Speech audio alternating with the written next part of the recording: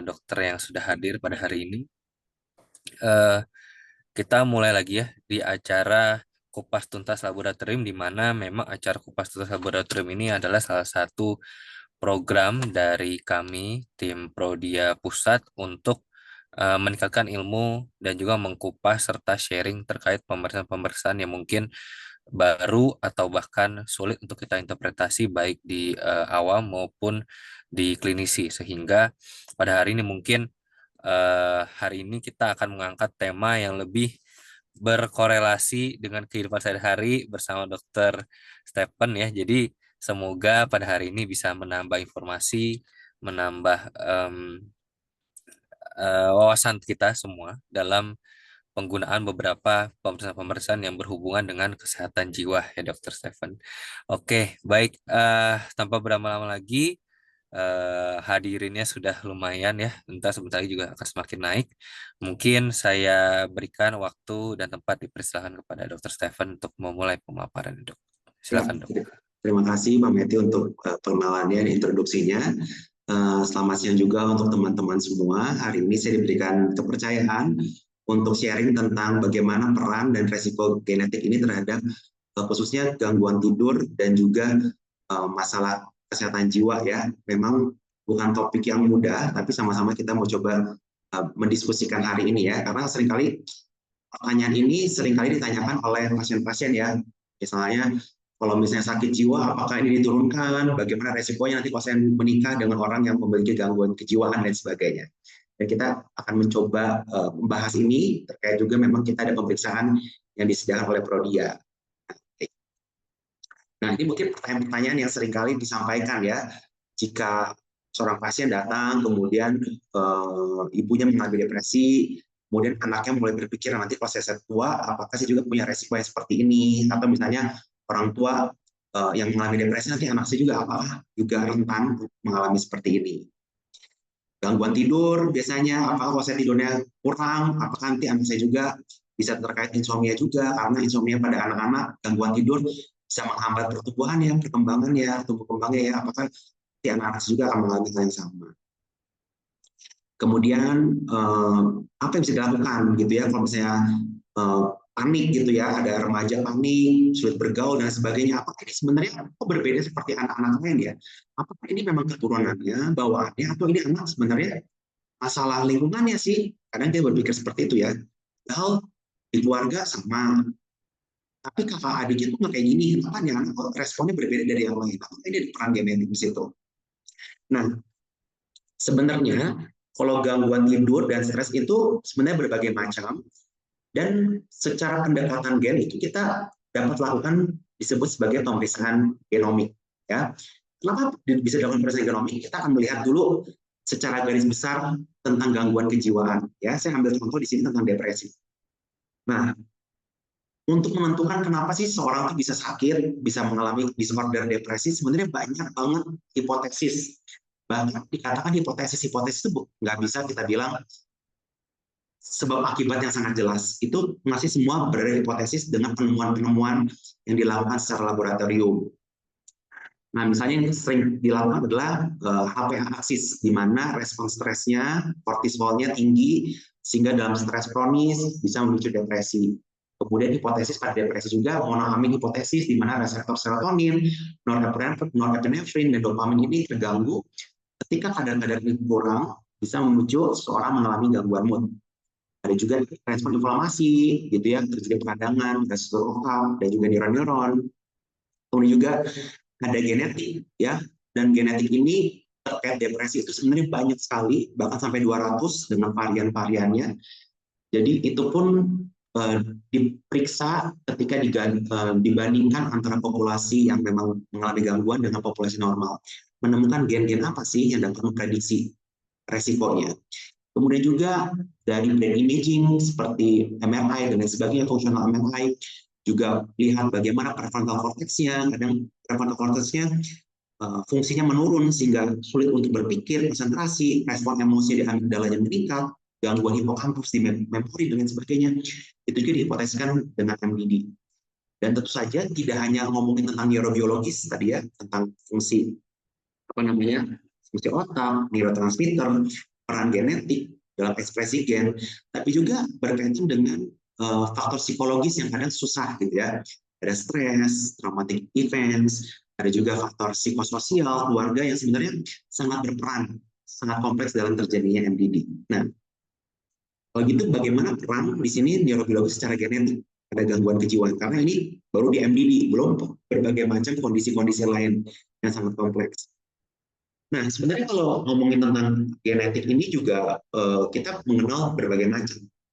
Selain gen, yang secara biologis, juga kita ngomongin environment atau lingkungan-lingkungan yang dapat memicu ekspresi gen, yang kita bilang epigenetik. Jadi apakah ketika misalnya ditemukan gen, akan pasti dia akan menjadi depresi? Belum tentu, karena dalam genetik itu dipengaruhi lingkungan bisa terjadi epigenetik, misalnya switch off gitu, tidak terekspresikan. Tapi bagaimanapun juga, ketika kita melihat gen, kita melihat resiko atau kerentanan seseorang untuk cenderung mengalami kondisi-kondisi yang terganggu seperti itu. Nah, kalau kita lihatin tentang genetik ya, di sini ada penelitian antara twin study atau SNP ya, single nucleotide based study. Kita bisa melihat bahwa sebenarnya pada penelitian orang-orang yang kembar itu ternyata terherediter gitu, gangguannya bisa menyerupai, terlepas dari mungkin berkembang di lingkungan yang sama gitu. Tapi juga ada faktor-faktor yang membuat pada orang-orang kembar itu bisa mengalami gangguan kondisi yang sama. Dan kalau kita lihat di sini paling tinggi itu pada gangguan psikotik dan juga neurodevelopmental seperti ADHD gitu ya. Psikotik itu termasuk yang bipolar yang pada kasus yang agak berat gitu. Sedangkan tidak terlalu banyak pada depresi. Tapi kita bisa melihat di sini bahwa tidak hanya secara twin yang mungkin ada faktor environment dan lain sebagainya, tetapi pada penelitian SNP juga kita melihat ada kecenderungan yang sama gitu. Ya, ada keterkaitan. Seseorang mengalami hal yang sama dibandingkan populasi yang normal. Nah, bahkan di sini juga kalau kita bilang gen itu sangat kompleks sekali, bahkan terjadi kemiripan gitu. Misalnya pada gen yang sama, misalnya di sini kita lihat ya, genetic correlation ya. Semakin hitam berarti semakin berkaitan, dan tanda asterik atau tanda bintang itu menunjukkan signifikansinya. Nah, kita bisa melihat kalau arsirannya itu misalnya ada orang yang gen ADHD dan depresi sebenarnya berkorelasi dengan sangat kuat. Jadi mungkin gen itu bisa terekspresikan sebagai nanti bentuk depresi atau sebagai bentuk ADHD gitu ya. Termasuk juga skizofrenia dengan bipolar. Gen yang sama ya bisa pada lokus yang sama itu gitu ya, SNP itu bisa terkorelasi dengan kuat gitu. Bisa terekspresikan sebagai skizofrenia atau bipolar. Asosiasinya sangat kuat. Ini artinya menunjukkan bahwa uh, ketika kita memeriksa gen, kita bisa melihat kerentanan-kerentanan seseorang untuk berkembang menjadi berbagai macam masalah gangguan jiwa. Nah, kalau di Prodia sendiri, memang di kita itu karena memang baru dari April 2024 ya, baru launching gitu, jadi baru setahun lebih. Dan kita baru memeriksa dua hal ini, profil tidur dan profil stres. Nah, kenapa ini penting? Karena dua hal ini berkaitan. Biasanya orang yang mengalami stres sampai masuk ke klinis gitu, berbagai macam gangguan, bisa mempengaruhi tidur. Dan orang yang mempengaruhi tidur, yang tidurnya tidak baik, seperti lingkaran, akan menimbulkan berbagai macam gangguan jiwa. Ya, seperti yang paling terkait adalah depresi. Nah, itulah mengapa kedua hal ini diteliti atau dilakukan bundling secara bersamaan supaya bisa mengatasi ya, diharapkan dengan memahami profil tidur dan kerentanan bisa memiliki kehidupan yang lebih stabil ya. Nanti kita akan bahas beberapa kasus di sini. Nah, pertama kalau di Prodia itu kita mengenal sebagai genome-wide association studies. Jadi studi ini membandingkan untuk mengetahui variasi genetik gitu. Tadi SNP ya, SNP yang berasosiasi dengan penyakit tertentu. Informasi asosiasi gen ini dapat digunakan untuk mengembangkan strategi yang lebih baik untuk mendeteksi, mengobati, dan mencegah. Meskipun tadi dibilang bahwa kita tidak bisa bilang ini langsung gen ini pasti menyebabkan, tapi kita bisa melihat resiko yang dapat mungkin timbul gitu. Terjadi penyakit kompleks sehingga kita dapat melakukan berbagai macam pencegahan. Ya. Ya, tadi manfaatnya untuk memberikan informasi, gitu, untuk menyesuaikan program pencegahan, dan juga ketika pasien jatuh sakit, informasi ini dapat digunakan untuk memilih perawatan yang paling efektif, karena kita melihat kecenderungan yang ada pada pasien. Nah, GWAS ini maksudnya seperti apa sih? Nah, ini tuh adalah cara memang penelitian untuk melihat bagaimana populasi orang yang normal dengan orang yang dengan memiliki kelainan itu dibandingkan genetiknya. Nah, di sini ada satu bagian dari genetik itu disebut single nucleotide polymorphism ini ya. Nah, di sini dibandingkan apakah terjadi perbedaan. Nah, pada orang-orang yang memiliki gangguan dibandingkan dengan orang-orang yang normal, ternyata orang-orang yang gangguan itu terjadi perbedaan di SNP ini di lokus ini, gitu ya. Sehingga ketika ditemukan, oh ternyata orang-orang yang gangguan itu memiliki lebih banyak, lebih umum terjadi pada orang-orang yang memiliki gangguan. Kita dapat katakan bahwa SNP ini terasosiasi terhadap gangguan. Ya, jadi orang yang memiliki SNP ini lebih beresiko atau lebih terasosiasi berhubungan dengan gangguan-gangguan kejiwaan dan sebagainya. Ya, dan ini memang penelitiannya sudah 15 tahun, dan 15 tahun ini kita dapat akhirnya dikumpulkan dengan data-data yang begitu banyak, akhirnya kita dapat mempertimbangkan mana populasi yang beresiko dan populasi yang resikonya sama seperti orang pada umumnya.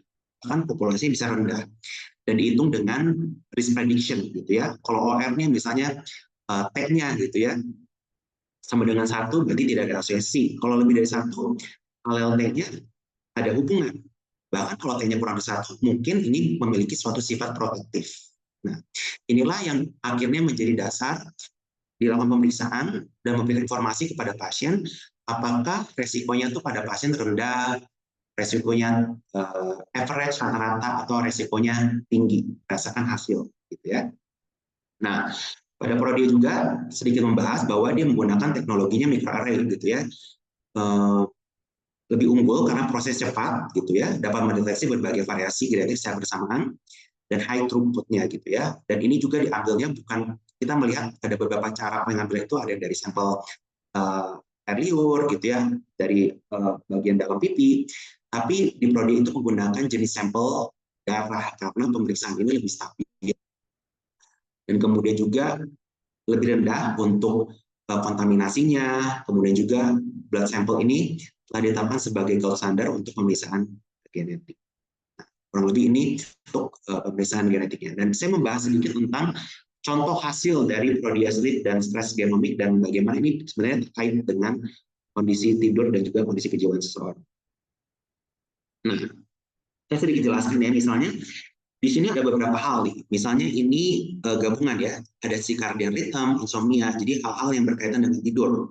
Nah, di sini dilihat number of gens-nya misalnya 4, number of variannya 4, ada yang 23, ada yang 30. Jadi di Prodia itu memeriksa 4 gen terkait circadian dan juga ada 4 varian dari keseluruhan gen ini gitu ya. Jadi yang tadi itu SNP-nya ketika ditemukan dibandingkan dengan populasi umum, populasi kontrol tuh mana yang berasosiasi. Nah, jadi kurang lebih sebanyak ini yang akhirnya dilakukan pemeriksaan secara genetik untuk dilihat bagaimana resikonya terhadap pasien, gitu ya, terhadap klien kita. Maksud tadi MDD ya, dari MDD 29 dan 29 gen ini ada 44 varian. Jadi artinya ada beberapa gen yang varian lebih dari 1, gitu ya. Yang ketika diteliti, oh ternyata varian ini dari gen ini ternyata berhubungan atau berasosiasi terhadap kelainan. Nah, di sini biasanya kalau dilakukan pemeriksaan ada tampilan seperti ini.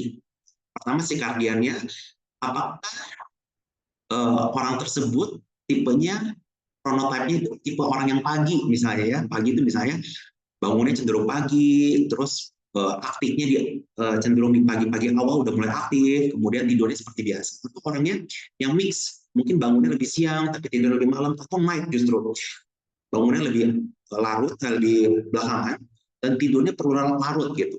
Karena jam biologisnya itu berkaitan dengan kecenderungan badannya seperti itu ya. Kemudian apakah ada insomnia, sleep efisiensi, bagaimana dia tidurnya, apakah efisien nggak, atau dia tidur tapi nggak efisien.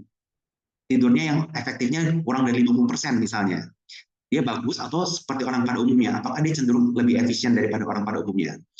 Atau ada nih gen-gen yang diperiksa terkait dengan respon tubuhnya terhadap stres. Misalnya dia lebih cenderung mengekspresikan atau menghasilkan kortisol yang meningkatkan stres gitu ya. Apakah ada juga narkolepsi, obstructive sleep apnea, restless leg syndrome, atau tidurnya, apakah dia termasuk yang tidurnya kurang dari 6 jam atau lebih dari 9 jam. Kita lihat.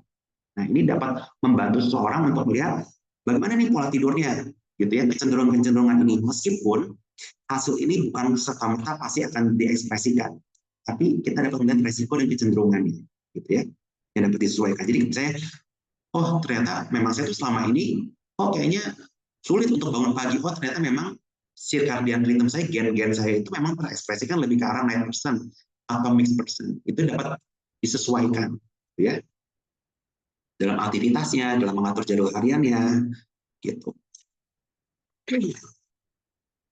Kemudian kalau yang dari stres, ini berbagai macam gangguan, dari bipolar, MDD, PTSD, kemudian ada stress induced overeating, sama juga berkaitan kortisol. Misalnya ketika dia stres, kortisol naik, biasanya akan craving untuk makanan-makanan yang meningkatkan energi dan dopamin dan lain sebagainya. Stress induced overeating. Kemudian apakah ada panik, CD, Alzheimer, dan juga psychological resilience. Psychological resilience juga bagaimana seseorang ketika menghadapi stres, apakah ada gen-gen yang berkaitan memberikan respon kesiapan atau respon, misalnya di sini tadi salah satu gen yang saya lihat adalah dalam mengekspresikan atau mengubah atau menghasilkan norepinefrin lebih tinggi gitu ya, sehingga ketika misalnya dia ada di situ, artinya dia lebih cenderung menghasilkan hormon-hormon stres yang flight of fear response gitu ya. Nah itu terkait dengan gen-gen. Nah kalau ngomongin tentang tidur, secara garis besar dulu ya, kenapa hal ini akhirnya diperiksa oleh pemeriksaan ini Prodia ya. Pertama, tidur itu adalah aktivitas pasif yang sangat penting bagi kesehatan fisik dan mental. Ya. Cara menjaga tidur tentu saja perbaiki stres, juga kita mengenal sebagai sleep hygiene ya. Ada saat diatur misalnya paparan cahayanya, situasinya aman, kemudian perbaiki pola makan, hindari stimulan-stimulan untuk menjaga tidur. Kita tahu tidur itu sangat penting sekali untuk pemulihan fisik, kesehatan mental, kerja kognitif sehingga kognitif kita bisa terus bekerja dengan baik, memproses memori dan lain sebagainya, metabolisme dan juga sistem imun. Sehingga ketika orang kurang tidur, otak tidak dapat aktivitasnya terhambat, terganggu, sehingga akhirnya mengalami berbagai macam masalah mental yang akhirnya bisa mengakibatkan kondisi seperti depresi. Nah, bahkan depresi, ketika seorang sudah depresi, terjadi gangguan neurotransmitter dan sebagainya, akhirnya mengganggu prefrontal cortex, bagian otak gitu ya, untuk berkonsentrasi, berpikir secara memutuskan sesuatu, executive function yang terganggu di prefrontal cortex, amigdala yang terlalu aktif, kemudian tadi kita bilang kortisol yang meningkat dan sebagainya, sehingga ketika tidur si aktif, kortisolnya tinggi, kemudian melatoninnya pada depresi menurun juga, sehingga akhirnya bisa juga mengakibatkan kurang tidur. Jadi ini suatu siklus yang saling berhubungan. Nah, tadi juga mungkin secara singkat saja ya. Jadi sleep dan stress periodic ini lagi untuk meningkatkan pola tidurnya, kemudian memprediksikan resiko-resiko yang mungkin terjadi gitu. Kemudian ada juga kerentanan-kerentanan gitu ya, bahwa orang ini memang rentan ketika menghadapi stres, bahwa ketika menghadapi stres akan jadi banyak makan dan sebagainya. Kemudian juga bagaimana kita menilai kapasitasnya seseorang untuk menghadapi situasi yang stressful, dan juga melihat resiko-resiko terhadap gangguan jiwa yang lain yang ujungnya dapat mempengaruhi dari tidurnya. Nah, tadi sudah dijelaskan, tapi dapat kita simpulkan seperti ini. Untuk sleep profile, kita melihat ritme circadiannya. Ya, circadian itu tadi yang chronotype-nya. Ini yang penting ya. Berarti kamu tuh tipenya morning, mix, atau night. Kemudian kita akan lihat 4 tipe ya. Sejauh ini baru 4 tipe gangguan tidur. Kemudian faktor-faktor tidur lagi yang lainnya yang mempengaruhi tidur. Durasi, efisiensi, dan juga bagaimana apakah orang ini rentan terganggu tidurnya ketika ada stres. Nah, jadi kurang lebih sleep itu ya. Kemudian stress profile-nya kita melihat pertama bagaimana psychological resilience-nya, seberapa aktif dia untuk menunjukkan respon fight or flight-nya gitu ya. Dan juga bagaimana stress induced overeating-nya. Berarti bagaimana dia meresponi kortisol dan terkait dengan makan terutama ya. Oke. Nah, tadi sudah dibahas sedikit kurang lebih pada sleep jumlah gen yang diperiksa seperti ini dan jumlah variannya kurang lebih totalnya seperti ini. Ya, karena memang baru 1 tahun, jadi memang segini juga sudah sangat baik ya. Nah, circadian sekali lagi dibahas ya, kalau kita melihat dari penelitian, chronotype pada individu itu dipengaruhi oleh faktor genetik sampai 50%. Jadi kurang lebih sangat besar ya pengaruh genetik terhadap pola hidup dan circadian rhythm kita gitu.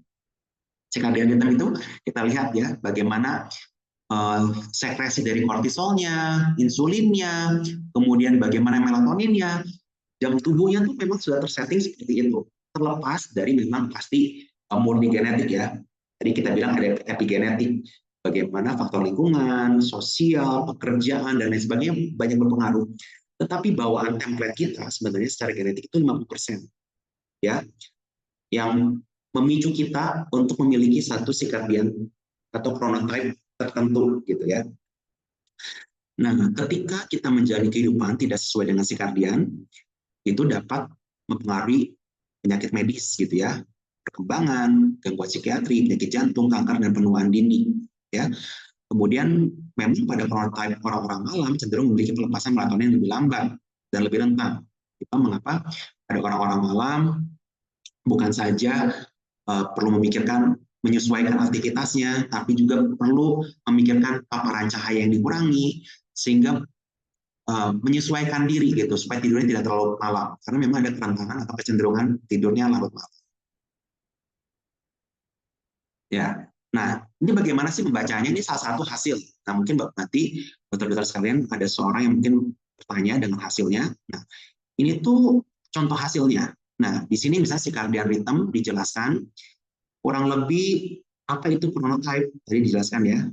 Kemudian apa saja yang mengaruhinya dan kemudian di sini dijelaskan bahwa 50% chronotype itu dipengaruhi oleh faktor genetik. Nah, kemudian di bawah ini ada hasilnya. Hasilnya itu nanti dibandingkan dengan populasi ya, kecenderungan oh ternyata kamu tuh dengan uh, genotype seperti ini itu cenderung ditemukan pada orang yang morning person gitu. Nah, kemudian nanti dikasih lihat nih 1 dari 5 orang memiliki genotype seperti ini. Memang sebagian besar adalah orang yang mix gitu, mix person, nggak yang benar-benar pagi atau yang benar-benar malam. Tapi mungkin juga nanti ada yang masuk ke night, artinya mungkin 1 dari 5 juga ya. Mungkin 3 dari 5 adalah mix, 1 dari 5 morning atau 1 dari 5 adalah night. Nah itu menunjukkan. Nah dan di sini tuh ada gen-gen yang dijelaskan, ada ERC2, ada yang lainnya gitu ya. Dan di sini tuh dia mau kasih tahu bahwa jika di gen ini ada SNP-nya yang G gitu, yang terafek, terdampak. Nah, ini tuh biasanya beresiko gitu ya untuk misalnya lebih cenderung ke arah morning person. Nah, sedangkan kamu genotip klien atau pasien yang diperiksa adalah GG. Nah, berarti kan G dari ayah, G dari ibu misalnya dua-duanya jadi sangat kuat berkaitan dengan ERC2 ini. Nah, berarti kamu itu memang cenderung ke morning person. Nah, kurang lebih nanti akan dijelaskan seperti ini supaya saya juga memahami profilnya itu seperti apa dan bagaimana pemeriksaan ini dilakukan. Nah, tidak hanya seperti itu saja, tetapi juga nanti akan disediakan rekomendasi misalnya seperti biasa karena selain genetik juga apa namanya lingkungan, maka kita tetap sarankan perbaiki pola hidup gitu ya, hindari stimulan, makan makanan yang beralkohol dan sebagainya. Kemudian perbaiki tingkatkan juga sleep hygiene gitu. Kemudian khususnya untuk orang yang night misalnya matikan lampu, kemudian buat lingkungan seperti nyaman, kemudian hindari aktivitas yang berat di malam hari yang cenderung malam, udah aktifnya agak malam, exercise, tambah on badannya makin nggak bisa tidur. Jadi ada yang direkomendasikan. Kemudian tentu saja kita merekomendasikan untuk menemui profesional jika masih kesulitan, ya, karena kita lihat memang ada berbagai macam faktor yang mempengaruhinya.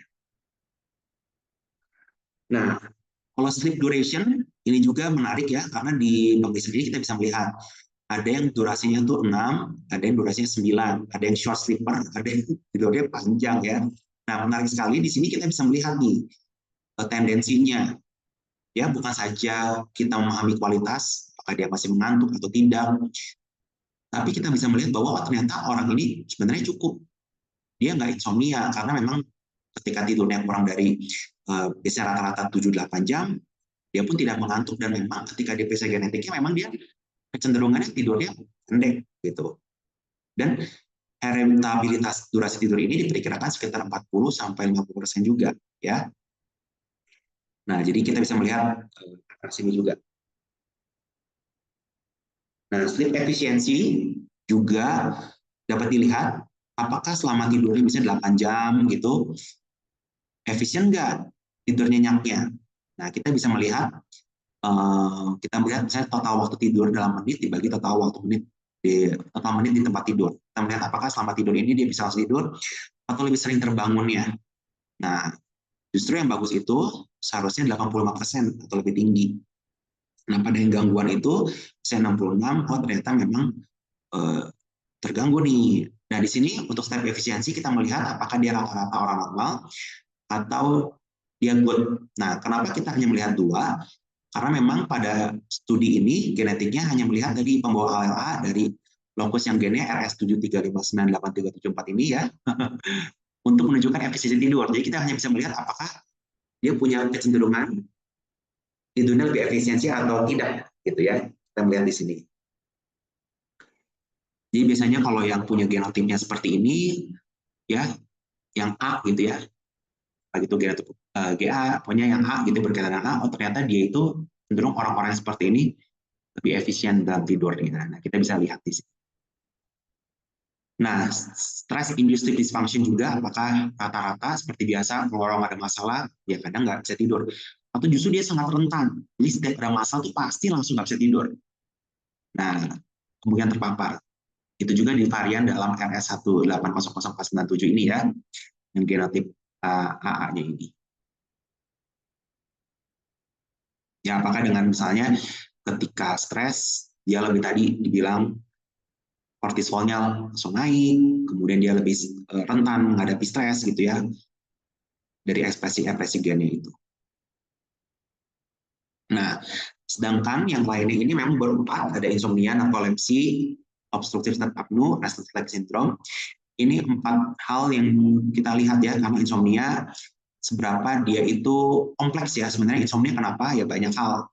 Tapi cenderung lebih terjaga, awake-nya lebih aktif gitu, sehingga ketika saatnya tidur masih tetap terjaga. Nah, insomnia, apakah dia justru lebih banyak tidur gitu, berlebihan di siang hari, sehingga nggak efektif tidurnya ketika malam, atau justru lebih banyak tidur gitu ya. Kemudian obstructive sleep apnea juga, apakah dia sering mengukur gitu, ada sumbatan-sumbatan, jalan napas terutama. Kemudian ketika tidur, apakah ada kecenderungan untuk menggerak-gerakkan kaki sehingga tidur pun terganggu ya. Sejauh ini memang baru 4 yang diperiksa yang berkaitan dengan gangguan.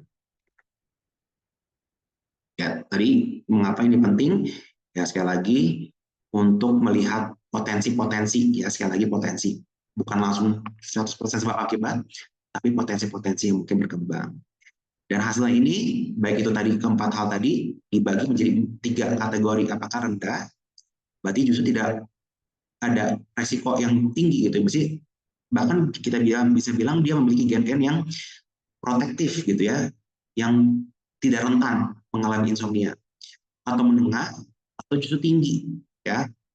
Memang sebagian besar tuh menengah tuh berarti resikonya secara umum kurang lebih sama lah seperti orang pada umumnya ya.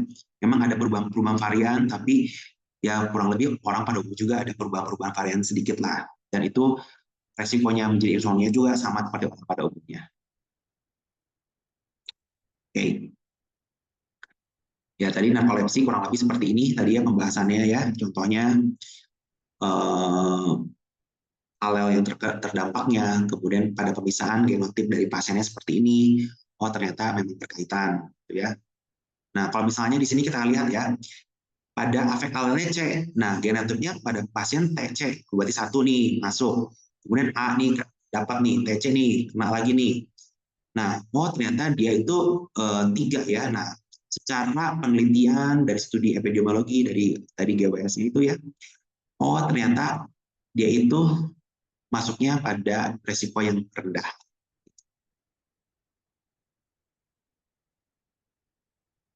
Nah, ini juga insomnia. Nah, average ya, average itu 89 dari 100. Jadi, sebagian besar memang pemeriksaan itu akan masuknya ke average rata-rata orang seperti ini. Ya, bahkan ini gen memang nggak ditulis variannya, pasti kalau dimasukin varian akan sangat banyak, tapi kurang lebih ini gen yang diperiksa yang berasosiasi terhadap insomnia. Nah, kalau kita baca di sini heritabilitasnya itu sekitar 38% untuk laki-laki dan 59% untuk perempuan, gitu ya, berkaitan dengan gangguan ini. Nah, sekarang kita masuk ke stress profile ya. Tadi kalau kita lihat resiliensinya, kemudian seberapa dia sangat sensitif terhadap stres, dan juga beberapa eh, gangguan mental berkaitan dengan genetiknya ditemukan ya. Nah, contohnya yang mungkin cukup menarik di sini adalah dari psychological resilience, bagaimana dia itu berespon, memiliki kecenderungan gennya itu meresponi terhadap stres gitu. Ketika stres, dia memiliki gen yang ketika diekspresikan menunjukkan betapa dia rentan atau sensitif terhadap stres. Nah, di sini ada dua yang kalau saya lihat itu ada dua contohnya ya, karena memang banyak banget kalau kita cari satu persatu PR banget ya. Di sini adalah OXTR dan DBH ya. OXTR kan berkaitan dengan oksitosin. Oksitosin adalah bagaimana dia mengalami perasaan empati ya, keterkaitan, keterhubungan dengan sosial gitu ya, perasaan kasih sayang gitu ya. Jadi dia bisa ketika dalam tekanan tuh dia masih bisa punya empati gitu. Sedangkan DBH ini adalah memproduksi enzim dopamin beta hidroksilase. Nah, intinya ketika gen ini diekspresikan, dia akan menghasilkan norepinefrin yang banyak. Dia mengubah dopamin menjadi norepinefrin. Dan kita tahu norepinefrin ini bukan hanya berkaitan dengan mood saja, fokus, tapi memang hormon stres gitu ya, hormon yang fight gitu ya, hormon yang untuk kita menghadapi tantangan-tantangan. Nah, ketika orang ini itu misalnya baik gitu ya, oh ternyata DBH-nya, oh ternyata genotipnya berkaitan nih. Biasanya orang-orang kayak gini berkaitan punya psychological resistance yang baik. Kemudian OXTR, ya berarti orang ini cukup jarang ya, karena banyak orang rata-rata nggak punya. Nah ternyata di dia itu ada gitu ya berkaitan. Termasuk satu dari 10 orang yang punya kecenderungan genotip seperti ini. Nah kita dapat bilang bahwa oh ternyata kamu punya bakat gen yang memiliki kecenderungan untuk memiliki resiliensi secara psikologis yang baik. Nah, poinnya resiliensi yang seperti apa? Nah, resiliensi yang tadi, yang ketika menghadapi stres, kamu tuh bisa menghasilkan neurotransmitter yang menghadapi tantangan dengan cepat, oksitosin yang ketika menghadapi tantangan kamu bisa memiliki empati sosial yang baik. Nah, kurang lebih seperti itu. Nah, tentu saja di sini kita akan ngomongin tentang rekomendasi-rekomendasi. Ya, kurang lebih sebenarnya rekomendasi ini rekomendasi yang secara umum untuk kesehatan mental. Kita akan rekomendasikan pola hidup biasanya, pola makan, pola tidur, kemudian manajemen stres. Karena sekali lagi, permasalahan mental itu tadi meskipun 50% berkaitan dengan genetik, banyak banget faktor-faktor yang lainnya juga. Nah, kemudian stres memicu nafsu makan, ini juga memang sering banget ya, karena berkaitan dengan kortisol, dan di sini dicek apakah rata-rata ataupun tinggi. Nah, kalau tinggi biasanya ekspresi gen ini yang pada populasi yang seperti ini biasanya menghasilkan kortisol yang tinggi ketika menghadapi stres, dan ketika stres tinggi akan meningkatkan blood sugar, atensi dan lain sebagainya. Tentu saja butuh bahan bakar kan untuk hal ini, untuk mempertahankan dia kondisi ini. Akhirnya craving lah dia untuk makan yang memberikan bahan bakar. Bisa juga makanan-makanan ini selain karena kortisol dilepaskan untuk bahan bakar dan juga untuk memberikan rasa nyaman. Ya, ya di sini menunjukkan bahwa polimorfisme gen BC2 ini menunjukkan peningkatan respon terhadap kortisol. Ya, salah satunya yang diteliti. Nah, sedangkan 6 lainnya ada bipolar, MDD, panik, OCD, PTSD, Alzheimer juga salah satu dari begitu banyak gangguan mental yang sudah bisa diperiksa apakah ada kecenderungan atau risiko ke arah sana. Ya, jadi sebenarnya penting juga ya ketika pasien mengalami ini, dia tahu, oh ternyata aku punya kecenderungan seperti ini. Kemudian juga kalau pasien yang sudah mengalami dan kita periksa genetiknya, oh ternyata memang ada faktor genetik, kita bisa mengurangi stigma karena pikir, oh ini mah bukan masalah otak, ini mah kamu bikin-bikin sendiri. Padahal ketika kita periksa genetik, oh ternyata memang ada kecenderungan seperti itu. Ya, kita bisa menyingkirkan stigma dan kita bisa buat penanganan yang lebih baik gitu. Dan dijelaskan kepada pasien dan juga keluarga pasien tentang kondisinya. Ya, ini juga sama, gangguan-gangguan ini kita lihat bagaimana resikonya, apakah rendah, menengah, atau tinggi. Ya, ini kurang lebih tadi 173 varian dari 125 gen. Kalau ini mungkin lebih dijelaskan oleh dari Prodia ya. Oke, ini salah satu contohnya OCD seperti ini ya. Misalnya gennya yang diperiksa gen ini, 4 gen ini, kemudian alel yang terafek kalau misalnya ditemukan seperti ini, terdampak. Nah, pada pasien ini hanya ditemukan 2 gitu. Berarti ya udah rata-rata, memang orang pada rata-rata 2 ini ditemukan juga. Ya, ini juga salah satunya diperiksa, memang tidak dapat dijabarkan masing-masing yang mananya, tapi ketika gen diperiksa, oh ternyata masih masuk ke dalam yang ya. Jadi mungkin membahas sedikit saja keunggulan dari pemeriksaan ini. Pertama, banyak gen dan varian diperiksa, kemudian bisa dilakukan secara handphone, mungkin nanti dijelaskan daripada Prodia, kemudian diambil dengan sampel darah sehingga lebih akurat sebagai gold standar, teknologinya juga microarray, kemudian database-nya juga populasi Asia jadi lebih sesuai, ada rekomendasi, dan juga nanti ketika pasien diperiksa ada konselor genetik sesuai bidangnya masing-masing. Baik, itu mungkin dari saya. Terima kasih. Oh, mati ini ya? Baik, terima kasih Dokter Stefan.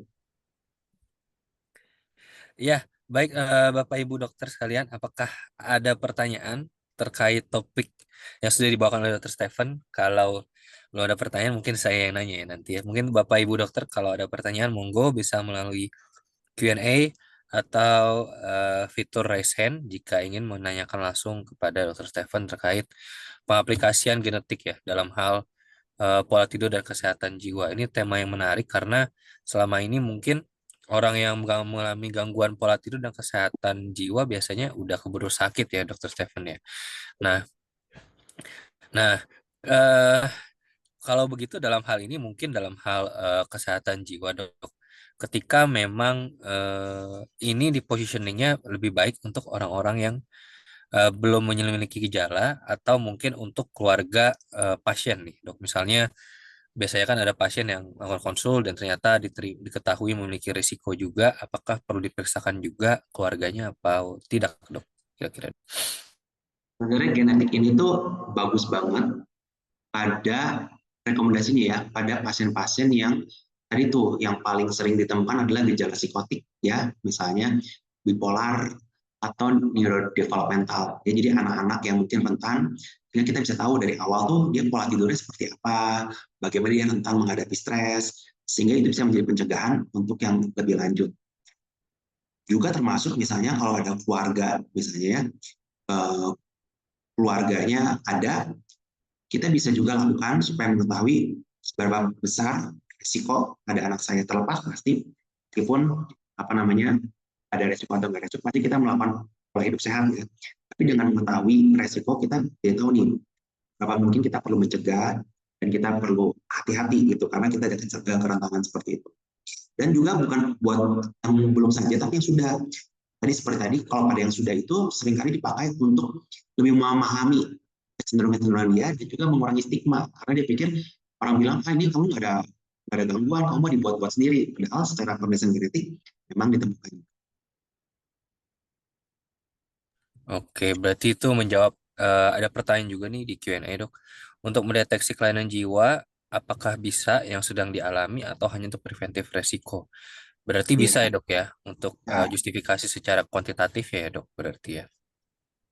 Betul. Oke, kemudian ada pertanyaan lagi, Dok, dari tim Prodia sebetulnya terkait ketika kita sudah periksa genetik, Dok. Apakah itu bisa juga digunakan untuk penentuan regimen terapi dan juga intervensi yang personal, Dok, dari pemeriksaan genetik tersebut? Nah, itu dia pertanyaan menarik. Jadi sebenarnya pemeriksaan genetik itu sejauh ini ada dua. Um, Resiko terjadi gangguan. Sebenarnya satu lagi ada yang mungkin nanti Prodia akan mengembangkan ya, tentang respon terapi. Nah, itu juga respon terapi obat-obatan. Seberapa dia tuh punya apa namanya metabolismenya seperti apa, seberapa dia sensitif dengan pengobatan. Nah, itu juga perlu. Tapi kalau dari profil-profil seperti ini, ya pasti kita bisa modifikasi lifestyle ya. Pertama dari tidurnya seperti apa gitu ya. Kemudian ketika menghadapi stres kita mengajarkan manajemen stresnya karena kita tahu dia punya kerentanan menyesuaikan dengan lo. Jadi pendekatan nggak hanya farmakoterapi tapi non farmakoterapinya terkait dengan kerentanan atau profil-profilnya dia.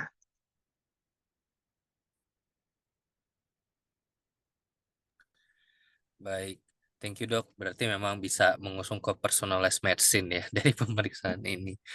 Eh, Menarik. Ini ada pertanyaan lagi, Dok, dari Dokter Cindy Lestiani Lukito ya. Ini Dokter Cindy mempertanyakan jika dari tes ini menunjukkan resiko gangguan jiwa, apa yang bisa disarankan ke pasien yang saat ini mungkin belum ada gejala sama sekali. Mungkin tadi ya, Dok, mirip ya dengan jawaban yang dokter sampaikan sebelumnya. Ada beberapa rekomendasi juga yang bisa dilakukan berdasarkan dari profil genetik yang ada di hasil sebetulnya bisa diaplikasikan ya, Dok ya. Jadi ya sekali lagi genetik itu kecenderungan resiko. Ada juga epigenetik yang belum tentu genetik ini akan diekspresikan gitu, tapi ada kerentanan. Jadi apa yang dapat kita sarankan kepada pasien, ya kita bisa bilang kamu punya resiko seperti ini, jadi kamu perlu belajar. Kadang kan orang malas gitu ya, udahlah jalani aja hidup gitu. Padahal kamu perlu belajar mengolah stres, memperbaiki jam tidur kamu, karena kamu punya kerentanan ini. Itu membangun kesadaran orang supaya memiliki pola hidup yang lebih. Bahkan mungkin selama ini dia nggak sadar kalau dia ternyata punya kecenderungan tidurnya tidak efisien atau misalnya circadian rhythm-nya justru dengan memperbaiki pola tidur dia juga akan memperbaiki masalah-masalah kejiwaan ya karena hampir 90% saya rasa pasien-pasien yang mengalami gangguan jiwa pasti mengalami gangguan pola tidur. Justru dengan dia mengetahui profil lebih presisi personal, pola tidurnya dapat diperbaiki, ya akhirnya menghindari dari berbagai macam gangguan jiwa. Semua dia punya resiko. Oke, baik, Dok. Mungkin pertanyaan terakhir, Dok. Ini pertanyaan yang cukup awam tapi lumayan berat ya menurut saya. Jadi ada pertanyaan dari salah satu dokter mengenai pemeriksaan ini yang juga dititipkan ke saya, Dok. Jadi memang dalam hal circadian rhythm, Dok. Kan kalau misalnya ya kita menemukan circadian rhythm kita ternyata morning person, tapi ternyata kita dituntut untuk bekerja di malam hari, Dok. Apa yang harus kita lakukan? Apakah kita tetap mengikuti anjuran dari genetik atau seperti apa, Dok, untuk menanggulangi supaya masih bisa di tengah nih antara pekerjaan dan profil genetik yang kita miliki? Nah, itu PR banget ya. Karena kita berada di sebenarnya bukan zona nyaman kita ya, karena zona saya Betul, mah betul. person harus kerja malam. Nah, sekali lagi tubuh tuh adaptasi sebenarnya. Tubuh tuh adaptasi. Tapi ketika tidak beradaptasi, kita akan kembali lagi ke template kita gitu. Tapi pada sesuatu hal yang sudah dilakukan terus-menerus, tubuh kita akan bisa beradaptasi sih menyesuaikan diri gitu. Tapi nanti kalau misalnya udah lewat, nggak ada resiko lagi, tidak penyesuaian, nanti kita bisa balik lagi ke kondisi kita. Nah, caranya seperti apa? Pertama, karena eh, tadi tuh misalnya eh, harus bekerja malam gitu, bekerja malam, pastikan tidur tuh baik karena gangguannya adalah siklus. Nah, biasanya kita bantu dengan obat-obatan, misalnya melatonin. Karena kan susah tidur pagi, terus tidur misalnya karena malam, tidurnya pagi. Nah, kita bisa bantu obat-obatan untuk membantu lebih normal dengan bantu melatonin dulu misalnya. Atau misalnya hmm, melatonin misalnya supaya tidurnya baik, hindari misalnya penggunaan kafein yang menjelang tidur di pagi. Karena kan biasanya 12 jam itu udah maksimal penggunaan kafein. Jadi fokus lagi ke sleep hygiene, memperbaiki apa namanya suasananya, menggelapkan penerangan, sampai kalau perlu penggunaan melatonin. Ya, gitu. Karena tempat kita kan bisa beradaptasi juga, walaupun kita bawaannya sekardiannya, saya morning person. Oke, baik. Berarti ya genetiknya tidak bisa diubah ya, berarti faktor Iya, yang bisa diubahnya aja dok ya, yang diperhatikan. betul, betul. Oke, ada pertanyaan lagi mungkin, Bapak Ibu dokter sekalian. Seperti belum ada ya. Karena mungkin waktunya ini kita juga sebentar lagi sudah pukul jam 2 siang. Mungkin saya tutup untuk dan akhiri untuk kulap pada hari ini. Saya ucapkan terima kasih kepada Dr. Stephen Iskandar, Wah, SPKJ yang sudah menyempatkan waktu. Thank you ya dok, atas sharingnya, atas ilmunya. Jadi kami lebih paham juga terkait faktor-faktor apa saja yang berhubungan dengan kesehatan jiwa dan pola tidur. Mungkin nanti kita akan ada sesi-sesi selanjutnya bersama Dr. Stephen. Sampai jumpa lagi untuk sesi kulapnya selanjutnya. Thank you dok, terima kasih semuanya. sama-sama. Thank you semuanya sudah hadir. Bye. Thank you dokter.